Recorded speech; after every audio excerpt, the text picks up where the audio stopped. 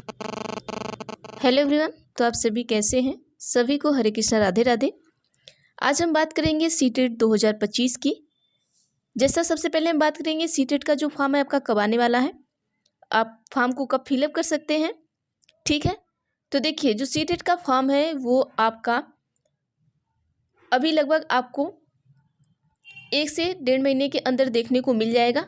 ठीक है, उसके बाद आपको ये आपका जो एग्ज़ाम है लगभग दिसंबर लास्ट या तो आपको जनवरी के फर्स्ट वीक में देखने को मिल जाएगा। दिसंबर लास्ट में अगर नहीं हुआ तो जनवरी के फर्स्ट वीक में आपका ये जो पेपर है वो होकर ख़त्म हो जाएगा। तो लगभग आपके पास 2 से 3 महीने बचे हैं। ठीक है, अभी आपका अगस्त बीत ही गया, सितंबर, अक्टूबर, नवंबर और दिसंबर, मतलब मान लीजिए आपका सितंबर लास्ट में अगर फॉर्म आ भी जाता है तो 15 अक्टूबर तक आपका फॉर्म फिलअप होगा। फिर नवंबर के बाद दिसंबर में आपका एग्ज़ाम होना स्टार्ट हो जाएगा।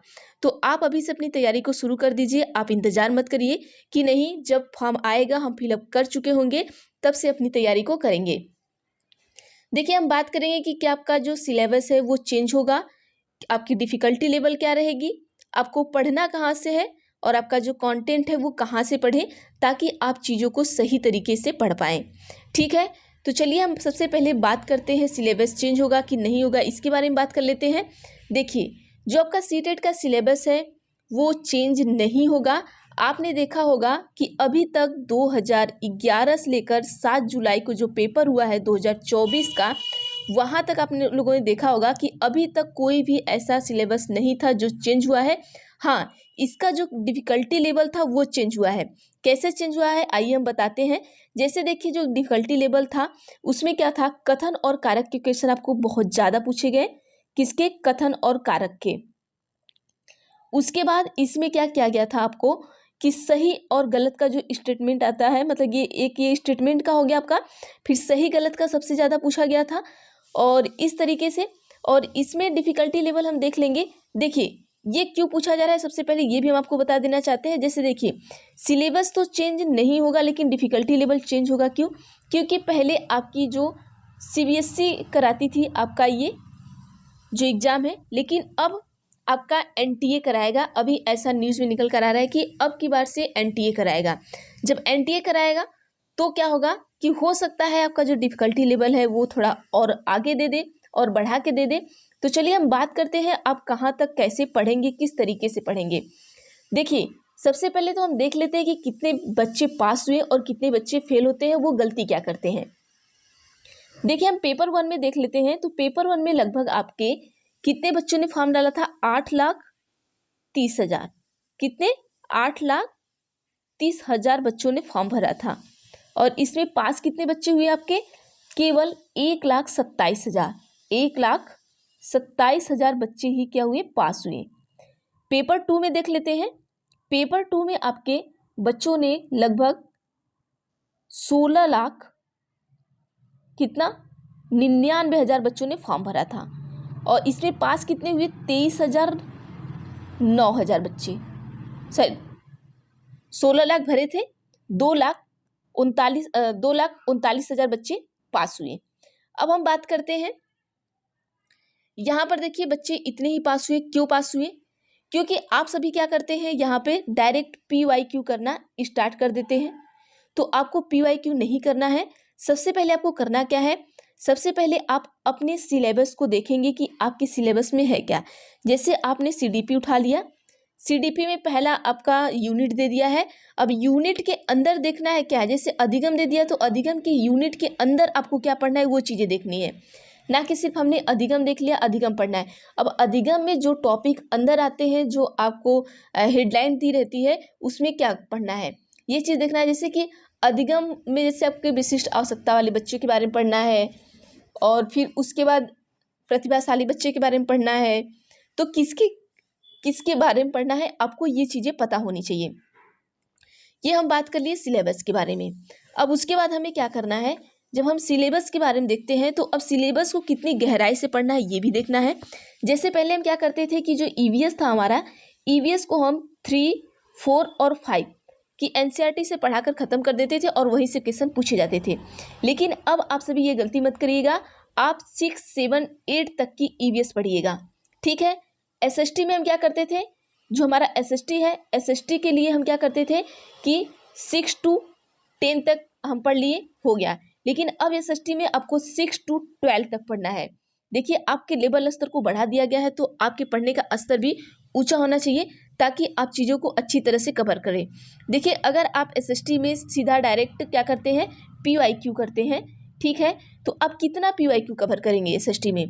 एसएसटी इतना ज़्यादा बड़ा है कि आप अगर 1000-2000 पीवाईक्यू कर भी लेते हैं तो क्या आपको मिल जाएगा उसमें से, नहीं, क्योंकि जो आपका सीटेट है, सीटेट के पास इतना क्वेश्चन का भरमार हो गया है कि आप कह नहीं सकते। क्योंकि उन्होंने जो 1 से 1.5 महीने तक, मतलब 30 से 40 दिन तक जो पेपर लिए हैं, तो उनके पास, और वो भी 2-2 शिफ्ट में पेपर लिए हैं, तो सोचिए उनके पास क्वेश्चन की संख्या बहुत भरमार है, आपको कहीं से भी क्वेश्चन उठाकर भी दे सकते हैं।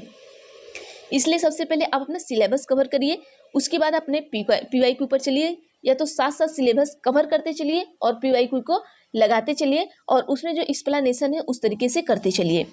तो ये चीज़ें हो गई आपकी। फिर आगे हम देख लेते हैं। देखिए जो कंटेंट है आपको पढ़ना कहाँ से है, तो देखिए जो एसएसटी है, एसएसटी की क्लासेस हम लेंगे आपको। जैसे पिछली बार हमने आपको एसएसटी का जो एनसीईआरटी की बुक थी उसको हमने पढ़ाया था। अब इसके बाद भी हम आपको एनसीईआरटी 6 to 12 तक लेके चलने की कोशिश करेंगे। अभी हमने 6 to 8 तक मैंने एनसीईआरटी आपको पढ़ाई थी, आप वहाँ से अभी पढ़ सकते हैं। जब तक वीडियो नहीं आ रही है तब तक आप वहाँ पे 6 to 8 तक कवर कर सकते हैं। नहीं तो फिर से हम स्टार्ट करेंगे क्लास 6 से लेकर फिर 7, 8, 9, 10 और 11 तक की एनसीईआरटी को हम एसएसटी का कवर करेंगे। फिर सीडीपी के आपका प्रैक्टिस सेट को विथ एक्सप्लेनेशन हम पढ़ाएंगे, वहाँ से आप पढ़िएगा, ठीक है। और बाकी चीज़ें जो अगर आपको मेरे चैनल से नहीं मिलती है, आप अदर चैनल से पढ़िए। और जो आपका ईवीएस है, ईवीएस को भी हम आपको 1 लाइनर पढ़ाएंगे, वहाँ से आप 1 लाइनर से ईवीएस पढ़िएगा।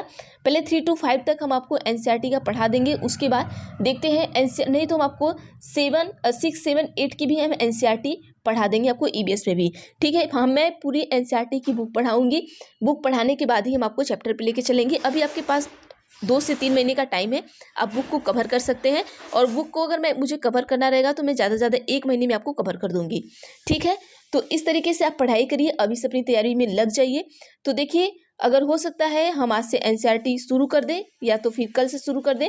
तो सबसे पहले आप कमेंट करके बताएंगे कि क्या एसएसटी की एनसीईआरटी स्टार्ट की जाए या फिर ईवीएस की जाए। देखिए एसएसटी तो पेपर 2 वाले देंगे, ठीक है, ईवीएस तो आपके पेपर 1 वाले देंगे।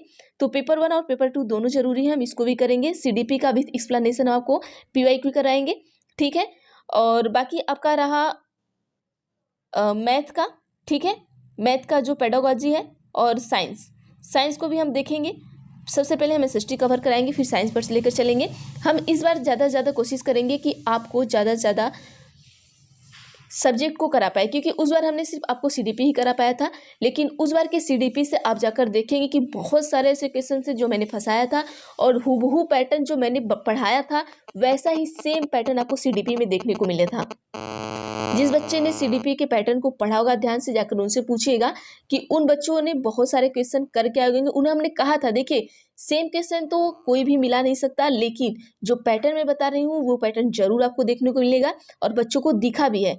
आप जाके उनसे पूछिएगा। तो सीडीपी हम उसी तरीके से पढ़ाएंगे जिस तरीके से अगली बार हमने पढ़ाया था, पिछली बार पढ़ाया था, अगली बार भी हम उसी तरीके से पढ़ाएंगे। तो यहाँ पर अब कहाँ से पढ़ना है, क्या पढ़ना है, हमने आपको बता दिया। तो चलिए हम कल से जो अपनी क्लासेस स्टार्ट करेंगे। अभी सीडीपी की हमारी जो प्रैक्टिस सेट चल रही है, जो आपके नॉर्मल प्रैक्टिस सेट है, जो आपको आना ही आना चाहिए, तो उसमें लगभग 100 से 150 क्वेश्चन है जो आपको याद करने वाले क्वेश्चन है, वो हम करा रहे हैं। तो हमने 2 क्लासेस आपको दे दी है, तीसरी क्लासेस आज हो सकेगी तो आ जाएंगी, तो वहाँ से करिए। इसके बाद हम आपको विथ एक्सप्लेनेशन लेकर चलेंगे, और विथ एक्सप्लेनेशन में ऐसे वैसे क्वेश्चन मैं खुद से नहीं बनाऊंगी।